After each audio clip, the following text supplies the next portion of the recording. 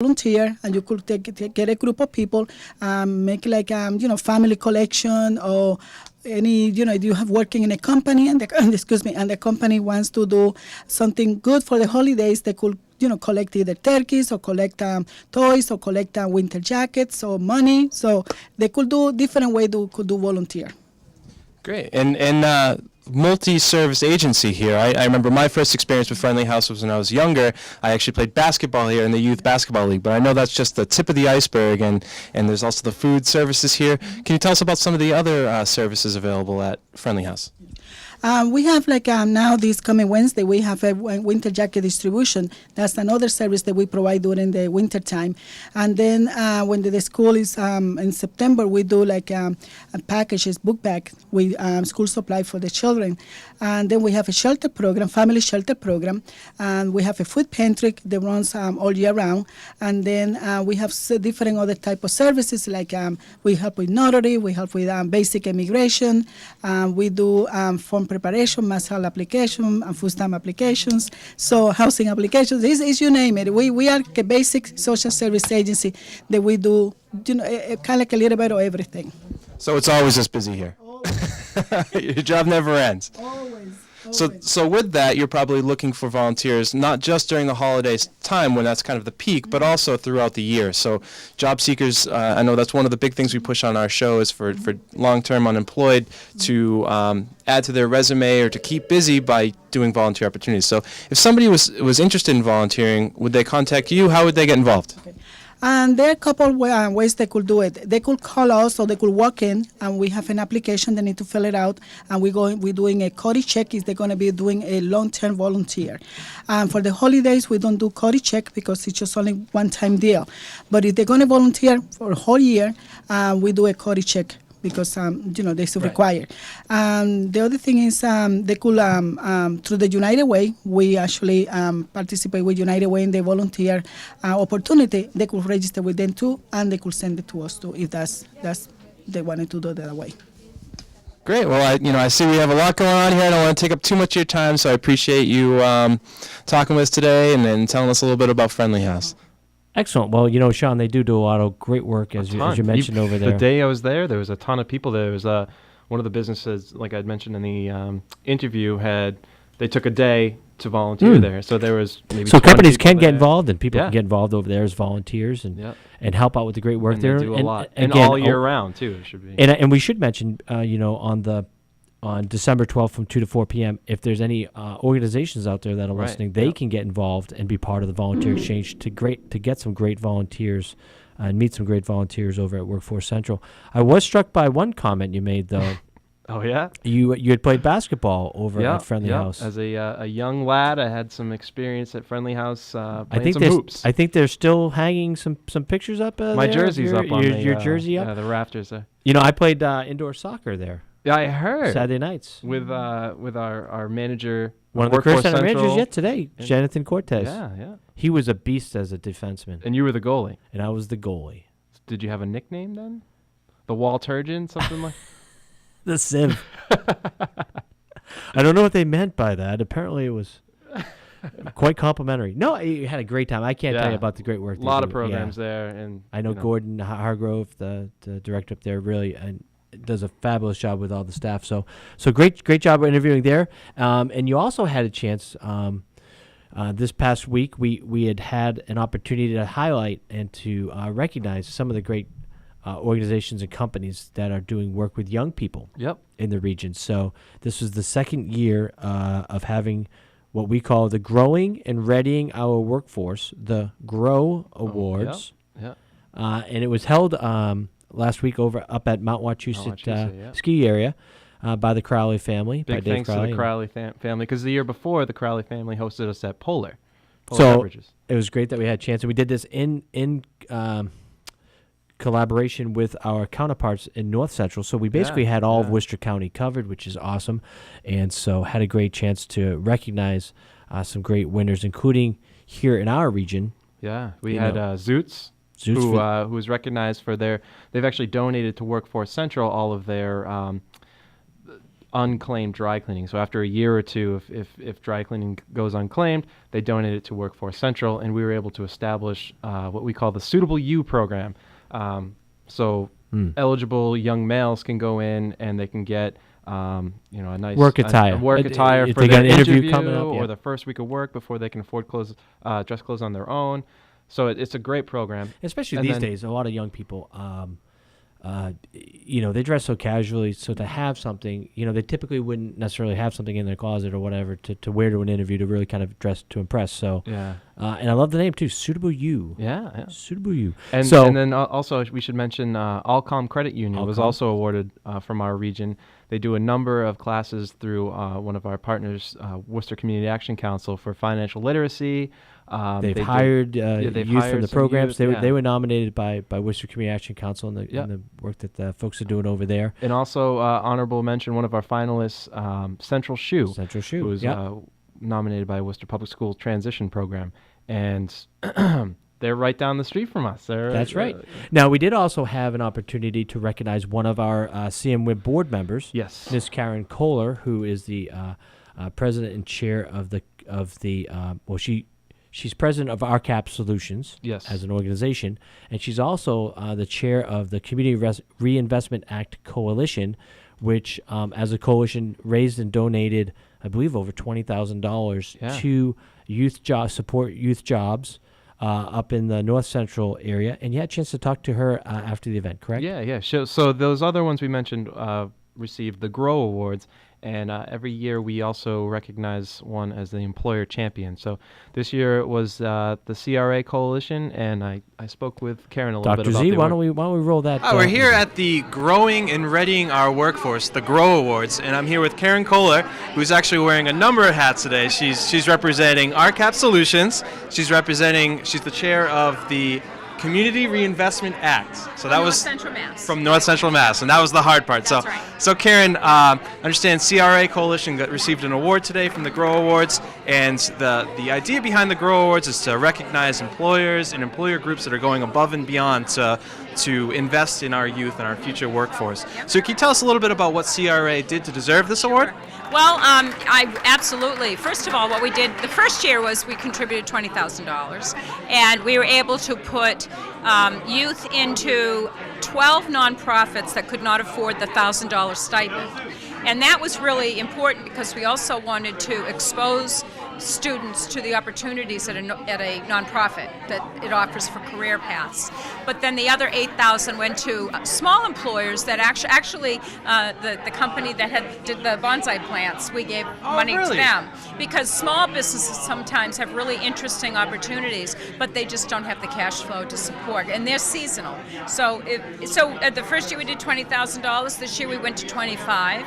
The CRA Coalition is really a very loosely formed organization that uses the financial industry, the financial bankers in the area, and they are all required to have a certain community reinvestment into their community, and that's how this group got formed. Oh, okay. So it's a partnership with the nonprofits and with the banking community, and trying to find ways that they can use their dollars to build community, and that's how it happened. That's great. And so, this is one of the main focuses of the CRA Coalition? I know when you accepted the award, you had mentioned that you said we gotta focus on a couple things. Right, and we so, did, yeah. and so what made youth employment important to the CRA Coalition? Well, I think everyone's now talking about the aging workforce, and what is very important to me personally, as much as professionally, is that we have got to incite our youth to look to new jobs. And I think that everyone's talking about the jobs and people of the future. The only way that they get their interest is sometimes to go into the workforce and see what's going on there. And so it was important, and the bankers felt it was critically important. And this is really their money. So they can define how they want us to spend it. And they're the ones that also put the amount out there. So it was a very generous offering, and they want to continue it every year. The other things that we're doing with the CRA Coalition, very briefly, is we have just created a scholarship program for some of the very small nonprofits here in North Central, where they can apply to the coalition for upgrade dollars, improvement dollars, some of the things that people need, like even computers or printers and all that, where sometimes your funding source doesn't assist. And then another focus was the Home Ownership Center that we actually run out of the Twin Cities CDC in Fitchburg, but we also put money into that to help to promote foreclosure prevention and a whole range of things. Well, it's so refreshing to see a number of businesses getting together to give back to the community with such generous donations. You guys are well deserving of the award, and I thank you for taking a couple times. Thank you. Thank you very much for the time. I appreciate it. Thank you, Karen. Yeah. Well, great job with that, and again, a great event to highlight folks working with and really going above and beyond to support youth workforce development. So Yeah, and that's shaping out to be a real great event too. I know we started it 2 years ago, and this being just our second year, but we had a great attendance. Perfect room up there on Mount. yeah, On the mountain. at the mountain, yeah, it was, and they treated us well. So And there was snow on the slopes. Yeah, 6 trails open up there. So I hear. no, I was looking at because I I didn't know you were such a ski buff. I'm not at all. I remember talking with Dave Crowley, and he mentioned that they had a couple trails open there, and They employ quite a few. Over They do, 1,000 yeah. youth each winter. Work huge. there. Yeah, that's I mean, there's a lot of work to be done, which is great. It's great. It's a great opportunity for young people too.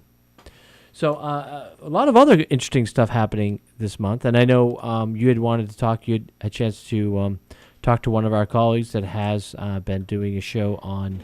yeah. So there, another competing show on the number one workforce related television show is well, they're not competing. They're of course colleagues of ours, but colleagues. Yeah. The Exposure with Mosier show, The Workforce Central Exposure with Mosier on yes. WCCA TV 13. They've produced 7 episodes so far, and what they do is they feature career center job seekers and early level entrepreneurs. It's an excellent way for them to get some exposure, hence the name, right? Yeah. To get the word out about what they're doing, especially the startup companies And to highlight our Workforce Central Career Center job seekers. and the services. Really that- get them that- out there. Yeah. And so that show airs locally on Channel 13, Sundays at 8:30 p.m., Tuesdays at 10 p.m., Wednesdays at 5:30 p.m., and Thursdays at 11:30 a.m. And you can also find the previous episodes on demand at www.wccatv.com. That's excellent. Are we on demand? Judy, are we on demand? Oh, yeah. Great demand. To great demand, right? So that's excellent. So both of our shows are available on demand, which is good to hear about. We'll have to have Amy on sometime to talk about the show. I think we've had her on in the past to talk about the volunteer exchange, but it'd be good to have her come on and talk about her show as well. So I've got here on my iPhone. Yeah. I went to the Massachusetts STEM Summit, which stands for Science, Technology, Engineering, and Math. And so I had a chance to go out there. Were we a host or a presenting partner, or there was a lot of involvement? I remember you. That's right. We had actually as a region we're the lead entity. The CMWIB is a lead entity on a state grant to promote STEM services through the Career Center Network throughout the state. And so we work with our colleagues at different career centers throughout the state to promote STEM programming and services at their local career centers. Mm-hmm. So we're kind of the conduit, if you will, and the leader for that. And as such, we help plan a number of the workshops that were taking place that day at the Massachusetts STEM Summit, which was held down in Gillette Stadium. Pretty cool. Big time. Yeah, pretty cool. See the Patriots practicing down there? Or? I didn't. They're pretty strict about you taking pictures and stuff too. I know. Well, we were up like in a I don't know, mezzanine level or concourse level or whatever, and they were pretty cool about they have the big windows there, and so what they weren't cool about was me trying to run on the field and show my moves. I figure Open tryouts. if they could just see my moves, Yeah. if Coach Belichick could just see me, I don't know if he checks out the security cameras or whatever, but You may be getting a call. well, I mean, they might be like, wow, Wes Welker's gone. It was. It was Who's the this ru- guy with the mustache? It was that's the there? rugby uniform that you had on. Yes, That really yes. scared him. Yeah. That really scared him. You know, by the way, so the guy that recovered the punt for in overtime against Denver is a guy out of Ohio State that was an All-American rugby player, Oh, right. So I there remember is you. We precedent. watched the highlights of that when they were drafting Nate him. Ebner, Yeah. for the Patriots. So there is precedent, Bob. Yes. Dr. Z, there is The precedent. skills so translate. if I could just get Coach Belichick to see me in action. That's why I was thinking I couldn't get on the field. They wouldn't let me on the field to do my moves, but they do have security cameras out in the parking lot, I noticed. So you're. So I was flexing. weaving between the cars. As they were leaving. Just trying to get noticed, you know. Yeah, I'm sure your big I break's can't believe coming. I haven't gotten a call yet. I'll have to check. I have to double check I may have missed a call. Probably. I may have missed a call. Coach Belichick, if you're listening, I am available. I'm sure I could probably take some sort of leave of absence, right, with the city. And I Sure thought you I can. saw the station line lighting up. Was that what that was? That was the coach. That was the coach calling. I told I'll him it's put the him on wrong hold. number. Well, at any rate, it was a great day, a great event to highlight STEM activities and STEM that's happening statewide. There's even a guy there who's presenting about his flying car. He's got that going into production Hover cars. for Yeah. a flying Wow. car. Yeah, so that's pretty neat. But so I did have a chance to talk to some people. And I want to play a few interviews from that. The first one is with David Cedrone. I'm going to just let it roll. He does state his title in there. I might get it wrong. So let's see if we can. Are you ready to go, Dr. Z? We're ready. Okay, we're here at the Mass STEM Summit with David Cedrone, the Secretary of Economic Development for the Commonwealth. Actually, you should get that right. I'm the Associate Commissioner of Economic Development in the Department of Higher Ed. I was not even close. That's okay. So we can, So I there we wouldn't go. want the secretaries to Oh, there we go. think Yeah. I just took their job. Well, I'm giving you a promotion there. So, can you tell us about today's event and about its wonderful attendance? So, Well, this is the 10th annual STEM Summit. Obviously, a lot of work by a lot of people for many years. Has been growing by leaps and bounds, showing real interest from all corners of the Commonwealth. I heard about 1,350 people attending. I know we had waiting lists that people were clamoring to get on, so it's a real strong sign of significantly increased interest and awareness of the importance of STEM education and this agenda in Massachusetts. now we've had some great speakers here today, among them the governor, who spoke about STEM jobs and the growth of STEM jobs. It seems like the state is positioning itself through STEM jobs as economic development. Massachusetts strategy. is definitely a knowledge-based economy, and I always sort of put out the challenge today to say, show me the job in Massachusetts that doesn't require some level of STEM skills. Right. Now, it doesn't mean that everyone's a white lab coat scientist and engineer, but STEM is a foundation set of knowledge that is needed in most every job. And even if it's not, it's a foundation knowledge that people need to be effective citizens in the voting booth, in their local towns and communities.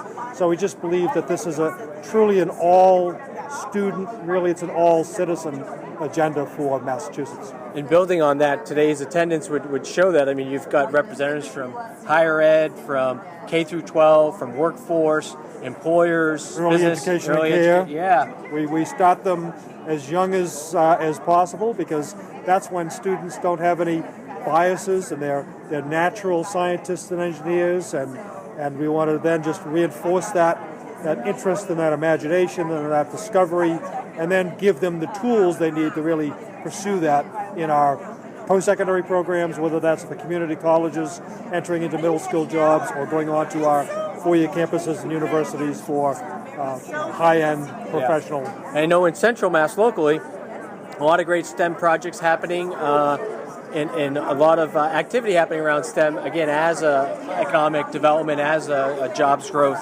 strategy. So, Well, certainly from advanced manufacturing, there's a lot of that going on in central Massachusetts. It's one of our hidden gems in a funny way. Manufacturing has been a big industry in Massachusetts, still is a very big employer. Transitioning to this advanced manufacturing where technology, a lot of people with the image of a manufacturing setting would be shocked if they saw what today's advanced manufacturing, they're clean, they're high tech, they're highly professional environments. So this is a resurgent growth area. And also there's, frankly, the need to replace a lot of workers who are nearing retirement. So there's a lot of opportunity, high-paying jobs, benefited jobs, really great opportunity. Well,